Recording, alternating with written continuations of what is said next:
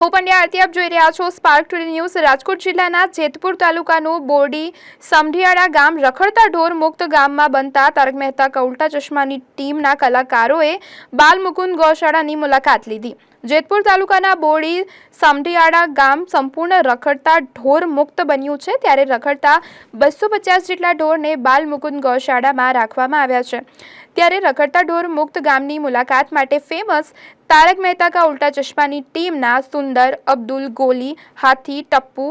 સોઢી, પિંકુ સહિતના કલાકારો આવી પહોંચ્યા હતા, જેમાં કલાકારોએ બાલ મુકુંદ ગૌશાળાની મુલાકાત લઈ પ્રશંસા કરી હતી। સાથે જ ગૌશાળાના દર્શન કરી ગ્રામજનોનો આભાર માન્યો, તેમજ ગૌશાળા જોઈને ટ્રસ્ટીઓ તેમજ ગ્રામજનોને પણ બિરદાવ્યા હતા। રખડતા ઢોર મુક્ત ગામ સૌ કોઈ માટે પ્રેરણારૂપ છે, સાથે જ અન્ય ગામોએ પણ આ ગામની ઉપરથી શીખ લઈને ઢોર મુક્ત ગામ બનાવવાની પ્રેરણા લેવી જોઈએ તેવું પણ તેમના દ્વારા કહેવામાં આવ્યું છે। એ ખૂબ જ સારું લાગ્યું અને સૌથી પહેલાં તો આપ સૌ કોઈને અને જેટલા પણ દર્શક મિત્રો જોઈ રહ્યા છે એ સૌ કોઈને હું આજે 1 મે ગુજરાત સ્થાપના દિવસની ખૂબ ખૂબ શુભકામનાઓ પાઠવું છું। અને આજે આપણા સૌ કોઈના માટે આ જે કહેવાય કે ગર્વની ક્ષણ છે, આપણું ગુજરાત આજે એનો સ્થાપના દિવસ છે અને આજે આ પવિત્ર ભૂમિ સમઢિયાળામાં આવવાનો મોકો મળ્યો એ બદલ હું આપ સૌ કોઈનો પણ ખૂબ ખૂબ આભાર માનું છું। ગ્રામજનોનો પણ હું ખૂબ ખૂબ આભાર માનું છું કે આ એક સરસ મજાની ગૌશાળાના આજે મને દર્શન થયા। ખાસ મારે આજે વખાણ કરવા છે કે આ એક એવી સરસ મજાની ગૌશાળા કે જેની અંદર જે ગામની અંદર છે અને ખાસ ગામની અંદર એવા પોસ્ટર્સ મારેલા છે કે કોઈ પણ પાલતુ ઢોર રખડવા ન જોઈએ અને જો રખડતા પકડાય તો 5000 રૂપિયાનો દંડ। આવી સરસ મજાની પ્રેરક પહેલ અને જેને કારણે તમામ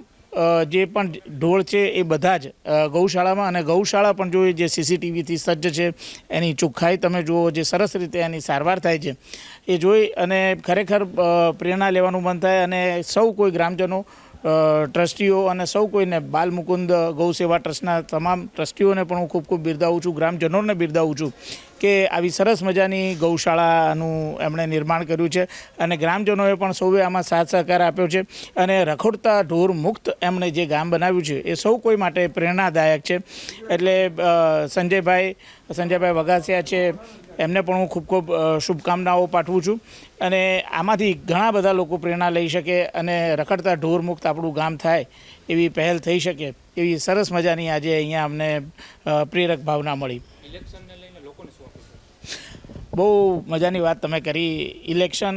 એટલે જેને કહેવાય કે જેમ દિવાળી આવે ને કેવો ઉત્સાહ હોય, હોળી આવે ને કેવો ઉત્સાહ હોય, કે આપણે ગુજરાતીઓને ઉત્તરાયણ આવે ને કેવો ઉત્સાહ, એટલો બધો મને ઉત્સાહ હોય છે કારણ કે આ એક આપણું એવું પર્વ છે કે જે સૌને લાગે છે એક આ રાષ્ટ્રીય પર્વ છે સાહેબ, જેની આપણે 5-5 વર્ષોથી વાટ જોતા હોઈએ છીએ અને એ પર્વ જ્યારે આવી જાય ત્યારે ખરેખર હું જેટલી પણ વખત મતદાન કરતો હોઉં છું એનો મને ખરેખર આનંદ હોય છે, એક ગર્વ પણ હોય છે। મને હજી પણ યાદ આવે છે કે જ્યારે મેં પહેલી વખત વોટિંગ કરેલું ત્યારે શું મારામાં રોમાંચ હતો। ખાસ મારે પહેલ કરવી છે કે જે નવા યુવકો છે કે જેમનું પહેલી વખત મતદાન યાદીમાં નામ આવ્યું છે એમને ખાસ હું નમ્ર વિનંતી કરું છું કે આપ સૌ કોઈ અચૂક મતદાન કરવા જજો, કારણ કે તમે જ્યારે મતદાન કરવા જશો ત્યારે તમને એ થ્રિલ થશે કે તમે દેશના નિર્માણ માટે તમારું પોતાનું સીધું યોગદાન આપ્યું છે। હું ખાસ એટલા માટે કહું છું કે કોઈ પણ વાજિંત્ર હોય, ધારો કે હાર્મોનિયમ હોય તો એમાં ઘણી બધી ચાંપો હોય છે, એ ચાંપો દબાવો તો એમાંથી તમારો મનગમતો સૂર નીકળે, તમે જે ચાંપ દબાવો એ સૂર નીકળે। હવે આ જ્યારે આપણું આ ભારતનું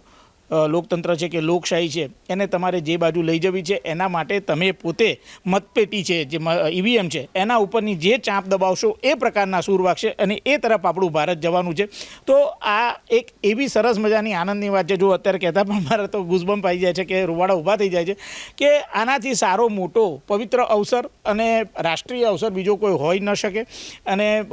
બીજા બધા તો જતા જ હોય છે પણ નવયુવાનો છે એમને મારે ખાસ કહેવું છે કે સાતમીએ આપ સૌ કોઈ જે પહેલી વખત મતદાન કરવા જઈ રહ્યા છો, નાસ્તો પણ પછી કરજો, સૌથી પહેલાં જઈ અને તમે મતદાન કરજો, એટલા માટે કે એ થ્રિલ છે એ સૌથી પહેલાં લેવા જેવું છે। કારણ કે તમે જેટલું ઝડપથી મતદાન કરશો એટલું ઝડપથી તમે ફ્રી પણ થઈ શકશો અને ગરમીનો પણ માહોલ છે એટલે કદાચ બપોરના સમયમાં થોડીક કદાચ લોકોને ગરમી લાગે, એટલે મારી ખાસ સૌ કોઈને નમ્ર વિનંતી છે કે વહેલી સવારે જ આપ સૌ કોઈ જઈ અને સૌથી પહેલાં મતદાન કરી લો, જેથી આપ સૌ કોઈને પણ સરળતા રહે અને જે દેશના વિકાસનું અંદર જે યોગદાન આપવાનું છે એના અંદર પણ તમારો સહયોગ બની રહે. તો હું આપ સૌ કોઈને નમ્ર વિનંતી કરું છું કે આપ સૌ કોઈ 7મીએ અચૂક મતદાન કરજો. ખાસ એટલા માટે કહું છું કે આપણા ઘરની અંદર નાનું બાળક હોય, વાલસોયું બાળક હોય, એને કોઈની નજર ન લાગી જાય.